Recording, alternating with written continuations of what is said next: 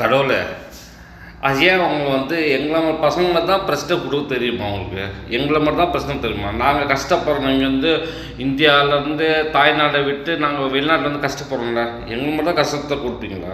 இந்த கோடி கோடியா பணம் வச்சுக்கிறாங்க தெரியுமா? அரசியல்வாதிலேருந்து பிஸ்னஸ்மேன் அவங்களாம் பிரச்சனை குடுக்க மாட்டீங்களா? ஆ? ஏன் எங்களை மட்டும் என் உயிரை வாங்குறீங்க உட்காந்து? எவ்வளோ தான் நானும் சால்வ் பண்ணுறது? இப்போ தான் ஒன்று முடித்தேன். மணி 5:30 மணி ஆயிடுச்சு இந்தியா டைமில். இப்போ மணி இங்கே 3:40 இங்கே சவுதியில். அங்கே 5:30 மணி. ஏன் இவ்வளோ பிரச்சனை? இப்போ ஒன்று இப்போ தான் முடித்தேன். அதுக்குள்ளே இன்னொன்று வந்துச்சு, லைன் கெட்டு வருது. ஏன் அந்த பணக்காரெலாம் கொடுக்க மாட்டிங்களா? எங்களை மட்டும் என் உயிரை வாங்குறீங்க உட்காந்து பிரச்சனை பண்ணி?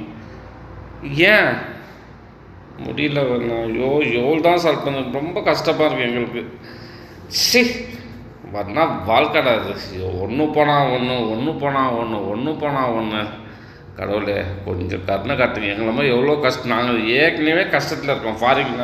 ஃபாரின் லைஃப் எல்லாரும் ஊரில் நினைப்பாங்க. நம்ம ஃப்ரெண்ட்ஸு சர்க்கிள் எல்லாம் நினைப்பாங்க, ஐயோ அவனா ஃபாரின்கா, அப்பா ரொம்ப சந்தோஷமாக இருக்கான்ப்பா அப்படின்னு நினைக்கிறாங்க. ஆனால் இங்கே வந்தால் டவுசர் கிழியுது எங்களை மட்டும் தான் தெரியும். வாங்குகிற சம்பளம் வீட்டுக்கு அனுப்புறதுக்கும் இங்கே சோத்துக்கும் ஒரு வேளை சோறு தான் சாப்பிட்றோம் தவிர எல்லாம் அதான் தெரியுமா அவங்களுக்கு? இப்போ தான் ஒன்று சால்வ் பண்ண முடியல என்னால். காலைல பார்த்து தூக்கம் வர மாட்டுது எனக்கு.